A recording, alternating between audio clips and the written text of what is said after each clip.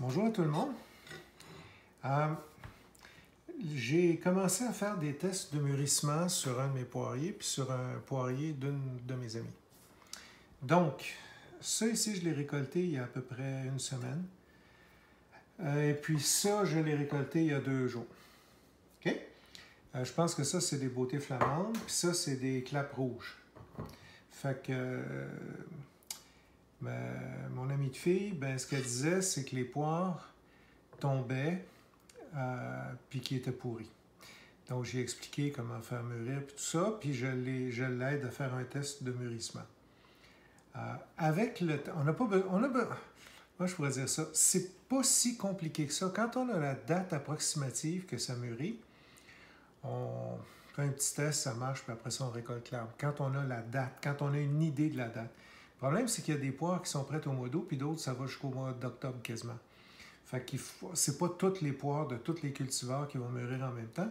Fait qu'il faut connaître son cultivar. Puis la façon de le connaître, c'est de faire ce que je fais là, mais quand c'est pour la première fois. Donc, ça, je n'étais pas sûr si c'était un beauté flamande. Dans la région de Montréal, il y a des dates. Vous pouvez aller voir sur Internet, là, mais c'est une poire que j'ai récoltée il y a un petit peu plus qu'une semaine, puis celle-là, je viens de la récolter il y a 2 jours. Donc, là, on va faire... je l'ai laissé mûrir. D'habitude, une poire... Bon, premièrement, on récolte toujours les poires, comme j'ai déjà dit. On les récolte toujours quand ils ne sont pas mûrs.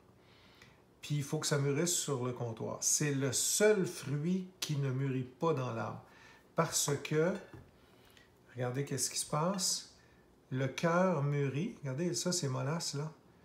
Le cœur pourrit avant que la chair soit pourrie. Fait que si on le laisse dans l'arbre, regardez ce qu'il va faire. Pouf, puis il tombe. La poire tombe, puis là, elle est dure à l'extérieur, mais elle s'effoire à terre. Celle-là, on va l'ouvrir tout à l'heure. Donc, c'est la raison pour laquelle il faut l'accueillir avant qu'elle soit mûre, parce que si vous touchez ici, elle va être dure, puis elle va quand même tomber, puis pourrir, s'effoirer à terre, puis tout se démolir. Donc, je vais commencer par mon poirier clap rouge, que je sais que d'habitude, c'est près vers entre la mi-août et la fin août. On ne peut même pas se fier sur la grosseur de la poire en passant.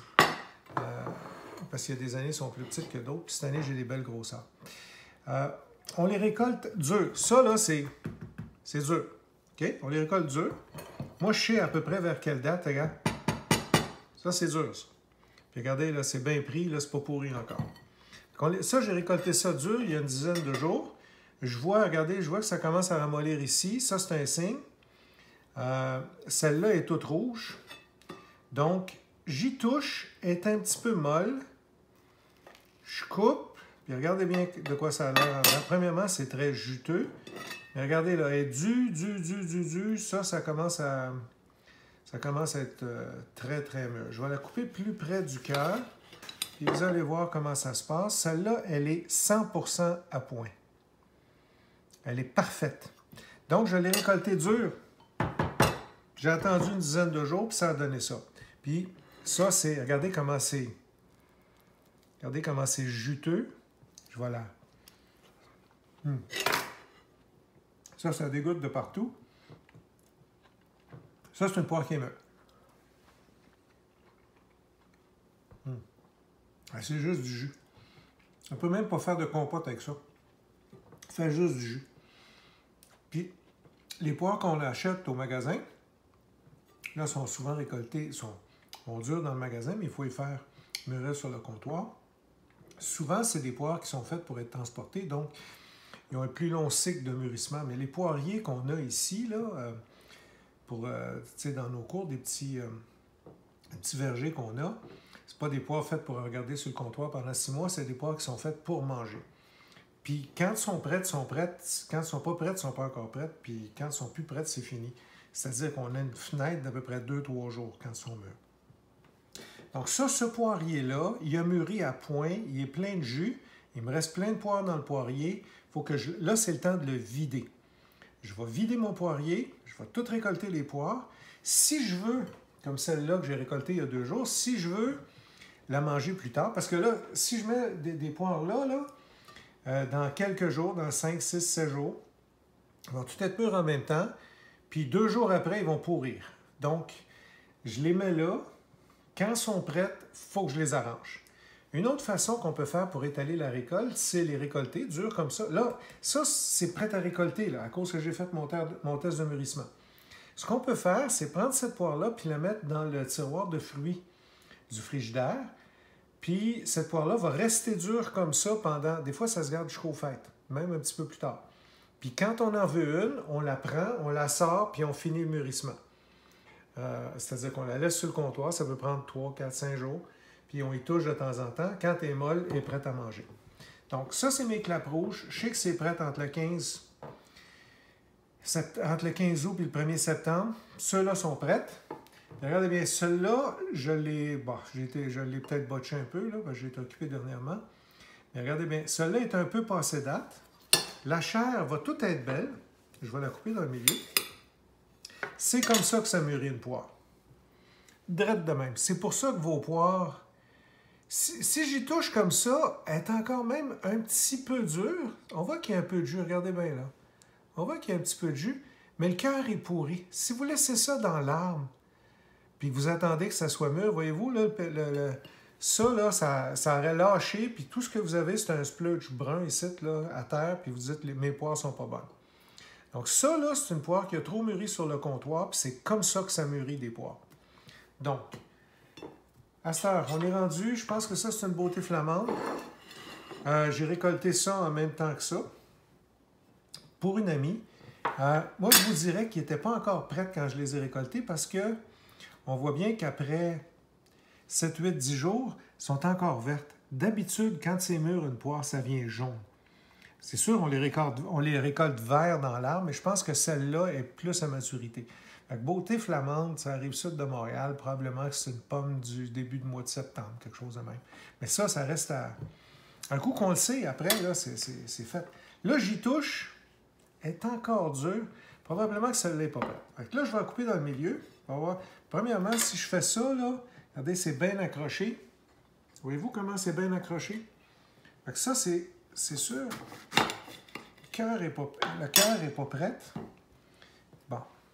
Si, voyez-vous comment... Là, je force, là. OK? Je vais y goûter. Encore dur. Pâteux. Les beautés flamandes sont bonnes en passant. Au goût. Presque pas de sucre. Cette pomme-là, quand je l'ai récoltée, cette poire-là, quand je l'ai récoltée, n'était pas à pleine maturité, fait qu'elle n'a pas été capable de mûrir complètement. Donc ça, c'est un test de mûrissement qui me dit que ça n'a pas fonctionné. Le reste de l'arbre, en passant, il n'est pas récolté encore. On attend que les tests de mûrissement soient bons. Fait que ça veut dire la poire n'est pas prête. Là, j'ai récolté ça chez mon ami il y a 2 jours. Puis là, j'attends. Mais le vert est moins foncé. Puis il y avait une coupe de poires qui avait commencé à tomber à terre. Il y a une joue rouge. Ça, c'est toujours la partie qui est exposée au soleil. Ça, c'est bon. Quand ils vont être mûrs, je m'attends à ce que ça soit plus jaune. Ils vont mûrir sur le comptoir, là. Puis si, comme là, ça, c'est scrap. Fait que c'est pour ça, si vous avez juste 2 fruits, là, les chances que vous en mangiez sont faibles, là, pour les poires. Il faut en avoir plusieurs parce que ça prend des tests de mûrissement, surtout la première fois. Puis les dates que je dis là, c'est bon à Montréal, ça arrive sud, mais à Saint-Jérôme, c'est pas bon, puis à Québec, c'est pas bon, puis à Saguenay-Lac-Saint-Jean, puis tu sais, il faut que ça soit adapté au climat, puis même au microclimat de où le pommier ou le poirier a poussé, là, le poirier dans ce cas-ci. Donc, le test continue, le test de mûrissement continue pour celui-là. Récolté il y a 2 jours, c'est encore dur. Ça tient bien solide. Ça, c'est pas prêt à manger, mais c'est peut-être à maturité. C'est peut-être bon pour manger quand ça va être mûr. Celle-là, j'y touche. Elle commence à bouger ici. Voyez-vous? Elle est encore dure à l'extérieur. Bientôt. Mais je sais par le test que j'ai fait là que je pourrais récolter tout le poirier. Et là, un coup, regardez ça là. Whoop! Ça, j'ai récolté ça il y a une couple de jours. Là. Puis regardez, là. Le cœur n'est pas pourri. Puis, ici, regardez ça, là. Tiens, la beauté flamande, là, Regardez comment ce qui est. Regardez le beauté flamande. Quand je l'écrase, regardez ce qu'il fait. Puis là, je force. Là. Puis regardez lui. Ça, là, c'est 100% mûr. Fait que j'ai fait un test de mûrissement. Le test fonctionne. Là, ce que ça me dit, là, c'est que je vide l'arbre. Toutes les poires vont être dures. Je les check. Puis quand ils vont être mûrs, c'est-à-dire, je vais les mettre sur le comptoir ou dans le frigidaire pour les faire mûrir plus tard. Mais ça, là, est optimal. La poire-là est crémeuse, elle n'est pas granuleuse. Vraiment bonne. Un bon ratio de sucre puis d'acidité. La peau est un petit peu épaisse, mais je vais vous couper le cœur, vous allez voir. Ça, là, c'est comme ça qu'on mange une pomme. Regardez, le cœur commence tout juste. Dans 2 jours, ce poire-là est pourri, là. Regardez, ça, c'est un cœur d'une poire qui est prête. De toute façon, on ne mange pas le cœur, là. Mais regardez, là, si je le laissais aller, là, dans 2-3 jours, il y aurait l'air de ça, le cœur de la poire. Là, c'est ça.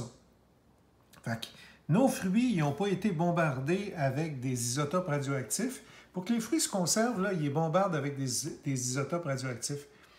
Donc, le fruit ne mûrit pas normalement. Là, ce que je vous montre, c'est un fruit qui mûrit normalement. Normalement, c'est le même qu'on... Dans la nature, c'est le même, là, quand c'est pas traité tout croche. Là. Fait que, regardez, là. Ça, là, ça me dit, là, le test est parfait. La poire est prête à être récoltée. Je les récolte, puis dans... Là, après ça, je vais les vérifier. Quand ils vont commencer à être un petit peu comme ça, là, tu sais, que je vois que ça commence à être mou, le cœur ramolli, là, ça, c'est encore dur. Dans une journée, ce poire-là est prêt à manger. Une journée ou deux. Quand je vais récolter toutes les autres poires du poirier, 5-6 jours après, il faut que je les check pour pas qu'ils deviennent comme ça. Je veux les avoir comme ça. Puis quand ça va être comme ça, la poire va être parfaite. Je les arrange. Je peux les congeler en morceaux, je peux les cuisiner, je peux faire d'autres choses. Sinon, je les mets dans le tiroir fruits et légumes du frigidaire. Donc, j'espère que ça aide tout le monde. Je vous remercie beaucoup, puis passez une super belle journée. Merci.